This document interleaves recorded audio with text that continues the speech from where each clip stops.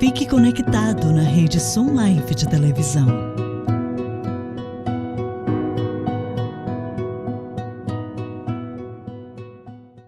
Esse é o Estudo na Palavra e eu sou o evangelista Jimmy Swaggart com Lauren Lawson e com o doutor David Watts. Sim, Ele senhor. acha que eu não sei o nome dele, mas eu sei sim, viu? Dr. Don Paul Gray, John Rosenstern e Dave Smith com você. É muito bom ter você conosco e estudando hoje como temos feito, e eu fico maravilhado de coração porque estudamos apenas 3 versículos e ainda nem entramos na parte profunda de Romanos 1, versículos 1, 2 e 3. E eu não sei quanto tempo vamos estudar esse livro específico. O doutor Watts disse 2 anos. Com sorte, serão 2 anos. Podia facilmente ser feito. Nós estávamos falando sobre a graça de Deus.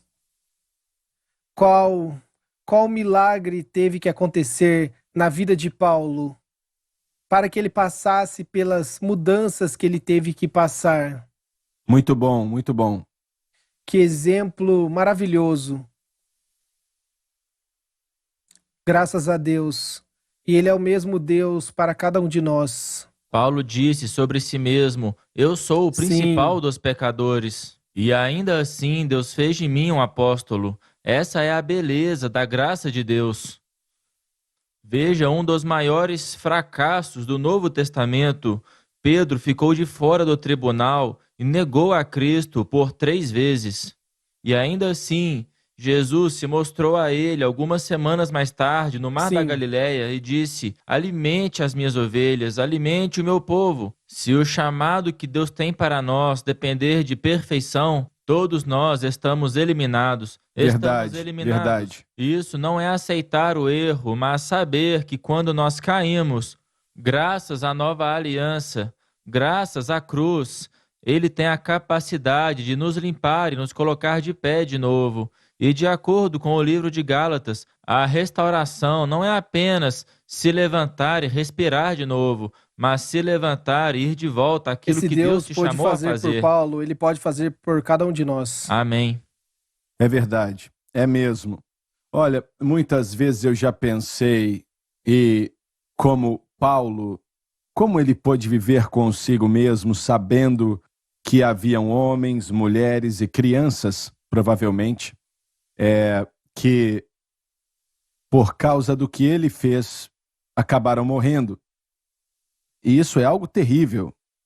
Olha, é terrível. E eu tenho um conhecido no Tennessee, e eu sei que posso chamá-lo de amigo, mas ele foi colocado na prisão. Hoje ele é pastor de uma igreja com 5.000 pessoas, mas ele foi colocado na prisão por matar uma mulher. Ele, um outro homem, para roubar dinheiro e comprar drogas. Enquanto ela estava no chão, implorando, por favor, não me mate. Eu me pergunto como uma pessoa, mesmo a graça de Deus estando ali, como conseguem viver consigo mesmos, sabendo que fizeram aquilo. E essa pessoa foi para a eternidade. Se foi salva ou não, eu não sei. Provavelmente não. E as chances de que ela era salva, ou que fosse salva, se é que ela não era salva, não existem mais. Porque não há salvação depois da morte. É por isso que Paulo chama a si mesmo de devedor, como veremos adiante no capítulo. Pois eu acho que ele sentiu que ele tinha uma dívida que ele não seria capaz de pagar, então ele se sentia endividado com tudo que Deus havia feito. Então tudo que você pode fazer quando sua vida está bagunçada é pedir perdão ao Senhor e continuar avançando. Você não pode desfazer o passado, mas você deve fazer o que Deus te chamou para fazer. E dali em diante, segui-lo pelo resto de sua vida. Mas até o caminho de Damasco, Certo.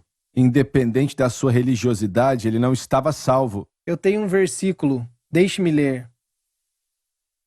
Ele diz: porque já ouvistes qual foi antigamente a minha conduta no judaísmo, como sobremaneira perseguia a igreja de Deus e a assolava. Mas ele também escreveu, esquecendo-me das coisas que atrás ficam. Prossigo para o alvo, pelo prêmio da soberana vocação. Nós falamos sobre o perdão nos programas. E aqueles de nós que vieram de um estilo de vida que não era de Deus. Eu me lembro, mas irmão Sueger, eu sei que nada daquilo é guardado contra mim. Certo. Não há dúvida na minha mente sobre a veracidade e da eficácia da cruz de Cristo. Quando ele disse que os meus pecados estão tão distantes quanto o leste do oeste e que ele não se lembraria deles mais, nunca mais, e eu acredito nisso. Por alguma razão eu poderia sentar aqui e poderíamos comparar as histórias, e eu sei que a minha seria a pior. Eu me lembro de tudo, mas eu não sinto o peso da culpa. Eu não sinto, não faz parte de quem eu sou. E eu preciso acreditar que Paulo, pela forma que ele escreveu, sentiu o mesmo. Quando nós entendermos aquilo que Cristo fez, a liberdade do castigo, o que Paulo escreveu, liberdade para perdoar pecados passados, que ele declarou em Romanos 3 e de novo em Romanos 5. Esse é o benefício da cruz, o qual nós temos acesso pela fé por meio da graça. Todas essas coisas me levam a acreditar que ele se lembrava, mas elas não o derrubaram e não o levaram a um lugar de condenação. Você citou no primeiro programa, Paulo quem escreveu, portanto, não há agora nenhuma Para aqueles condenação. que estão em Cristo Jesus. Certo. Então ele reconhece, e essa é a beleza de uma vida que foi destruída pelo pecado desde cedo, como a minha foi. A beleza do verdadeiro evangelho é que ele te liberta da culpa, não somente da punição, mas também da culpa. E o Espírito Santo me protege. E como eu disse, eu posso contar as minhas piores histórias para vocês, mas eu não quero, eu tenho vergonha daquilo que a minha vida era, mas esse não sou eu mais. Jesus mudou a minha história e eu não vou permitir que Satanás venha e use isso para me silenciar ou me causar dor. E eu vou dar o meu melhor para viver para Deus com aquilo que há em mim, porque Ele me amou e Ele se entregou por mim. E olhar para trás, para aqueles eventos da minha vida que foram negativos, mesmo depois de ter sido salvo, foi tão errado. E isso me mostra que eu estou seguro que o sangue é tão poderoso como eu creio que é. E é isso que me deixa seguir em frente. Como Paulo disse, deixando tudo para trás. Esquecendo-me das coisas que atrás ficam. Sim, Senhor. E avançando para as que estão diante de mim, prossigo para o alvo pelo prêmio da soberana vocação de Deus em Cristo Jesus. É a maior Amém. obra que E é existe. nossa. E é para nós. É nossa. Na minha primeira igreja, havia um ancião que eu conheci, pois eu fiz um funeral para a família. Ele não era da minha igreja. Ele se encontrou comigo depois do funeral e ele disse: sabe, eu era pastor. Eu pastoreei uma igreja, eu me divorciei e eu senti que eu estava desqualificado para ser pastor. Ele disse: eu saí do ministério, eu parei de pregar e há alguns anos atrás o Senhor me encurralou. E me disse: só por causa do que aconteceu, eu não fui desqualificado para ministrar. Eu ainda tinha um chamado. Então ele queria me assegurar que não importa o que aconteça, se eu tiver contrito e humilde e pedir ao Senhor para me perdoar, ele diz: o chamado de Deus é sem arrependimento.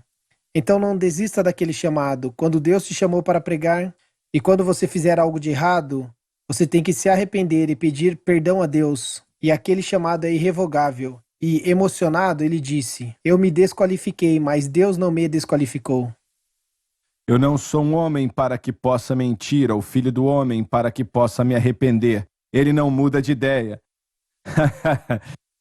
Não é bom saber Glória a isso? Deus. Glória a Deus. Ele não muda de ideia. E a misericórdia e a graça que ele nos deu, ele não volta atrás.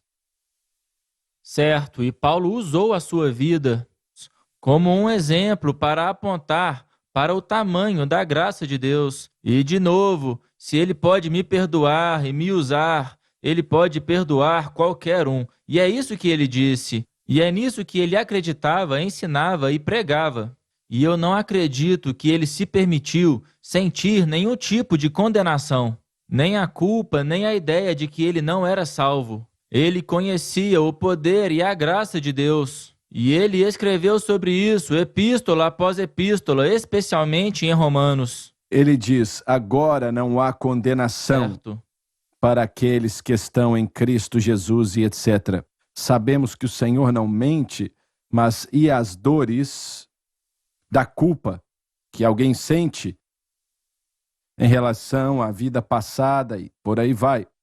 Quando digo vida passada, você entende, né? Antes da salvação. Não, é isso que eu estava tentando dizer. Até depois que Eu você não foi tenho. salvo. Mesmo depois que você foi salvo. Certo. E eu também não tenho isso, porque, e de novo, mas o termo condenação ali, literalmente, é um veredito de culpa.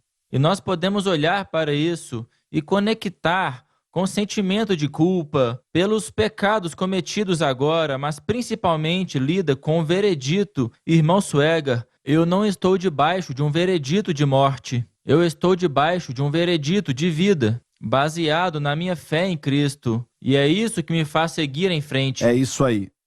É isso aí. E essas passagens são tão ricas e cheias de sabedoria.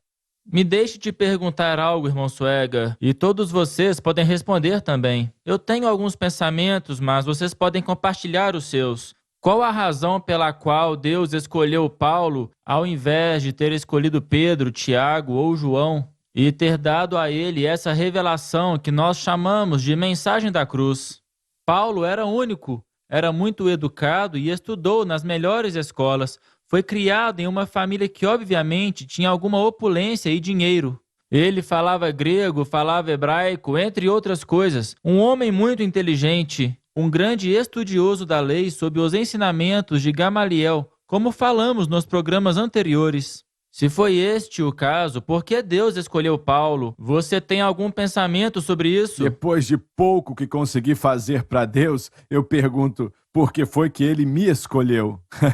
Essa não é uma pergunta para olhar para nós mesmos e nos diminuir para maximizar outra pessoa devido aos seus atributos mundanos. Mas o que eu estou dizendo é se há alguma razão para Deus ter escolhido Paulo ao invés dos outros que andaram com ele dia e noite.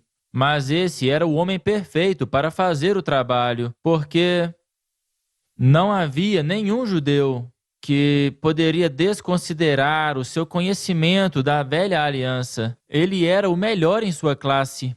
Ele conhecia a lei de trás para frente.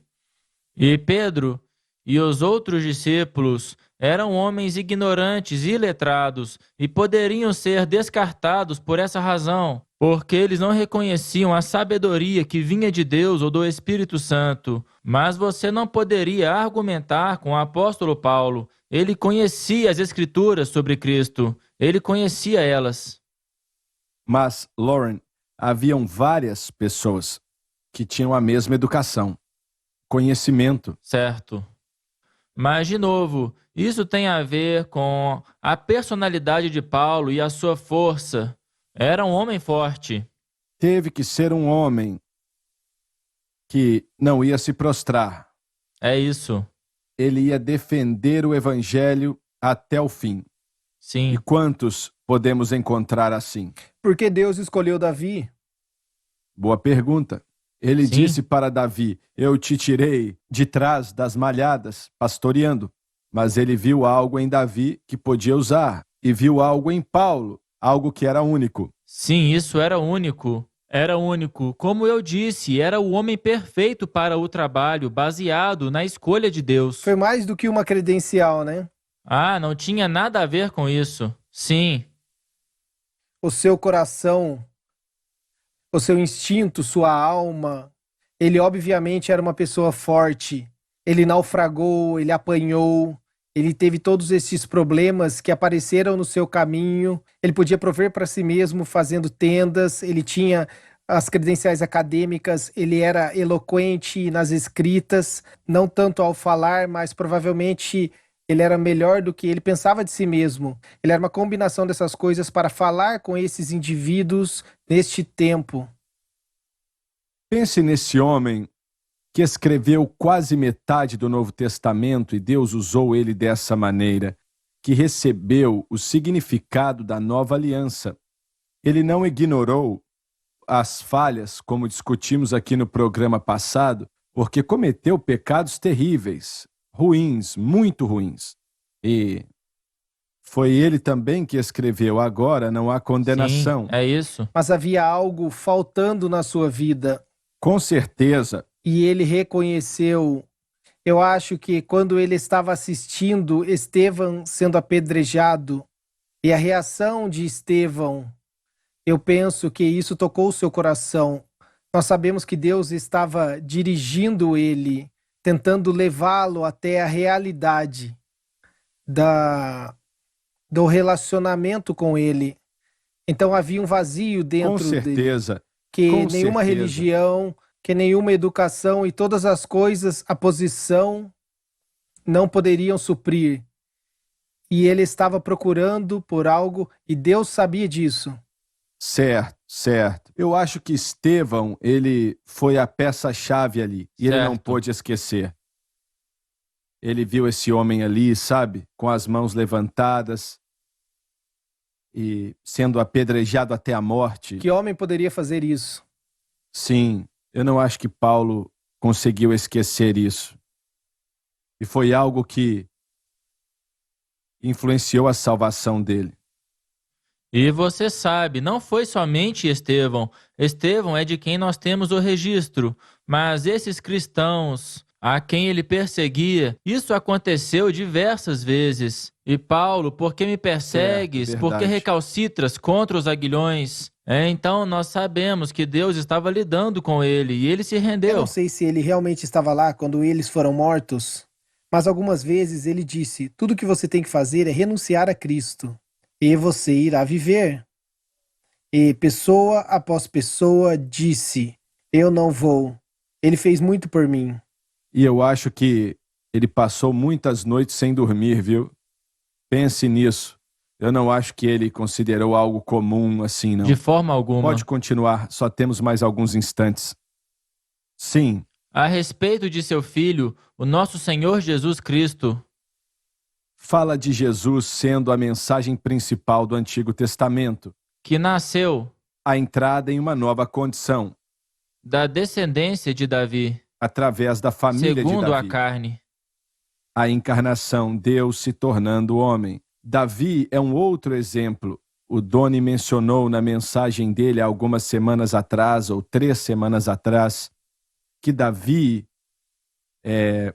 matou talvez milhares de homens, mulheres, meninos e meninas, para que eles não dissessem quem foi e por aí vai.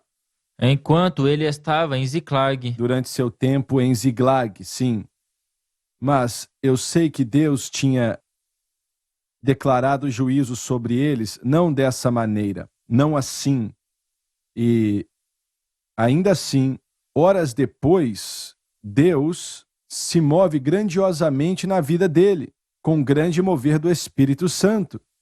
E diz para ele aonde estava a sua família e como ele consegue recuperá-los. Mas aquilo que o homem fez foi algo desprezível. Certo, 16 meses fora da vontade de Sim. Deus. E quando ele retorna a Ziclag, ele a encontra queimada. Isso sempre é algo que Deus usa para trazer o cristão de volta para onde ele precisa estar. E você sabe, ele entra em Ziclag, a cidade está queimada e os seus homens estão feridos. As suas esposas e seus filhos não estão lá. e os seus homens estão falando sobre matar ele. Isso é o tipo de coisa que te leva de volta para o Senhor. E funcionou quando diz que Davi se esforçou no Senhor. Deve ter tido um tempo de arrependimento antes que isso fosse disponível. Senhor, eu falhei. Se lembre de que Davi deixou a área de Israel porque ele estava convencido de que Saul iria matá-lo. Porque ele chegou tão próximo tantas vezes, e então ele disse, se eu ficar aqui,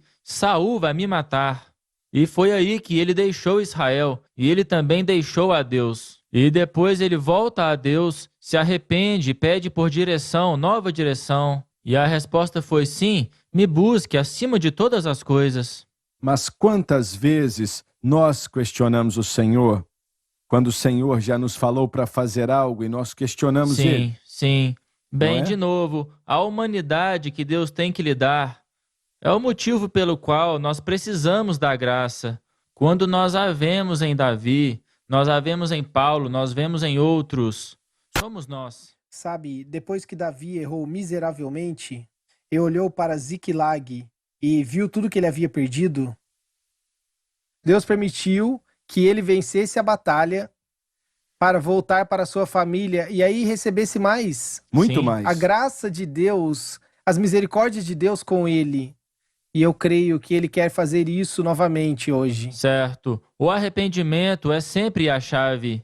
Admitir que você falhou, Certo. irmão Suega, permite que Deus entre em cena. A contrição também.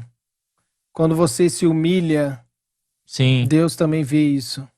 Amém. No versículo 3, quando ele diz a respeito de seu Filho, nosso Senhor Jesus Cristo, você menciona em suas anotações que é a mensagem principal do Antigo Testamento, também é a mensagem principal do ministério de Verdade. Paulo. Não é sobre um sistema de ensino moral, é sobre uma pessoa, a pessoa de Jesus Cristo. Verdade, é mesmo. E Jesus Cristo era o campeão dele. Certo. Nós temos uma imagem aqui e nós vamos ver isso mudar no versículo 4. Mas essa imagem nos mostra a semente de Davi e conecta Cristo à humanidade. Isso é muito importante e o próximo versículo conecta Cristo a Deus. Então nós estamos vendo que nós temos na introdução de Paulo, quando ele fala sobre Cristo, ele conecta Cristo como a semente de Davi, e no versículo 4 ele conecta Jesus como Filho de Deus. A sua humanidade e a sua deidade é expressa por Paulo no versículo 3 e 4. Obrigado por nos assistir hoje. Não perca o próximo ou qualquer programa e sei que você não vai se arrepender.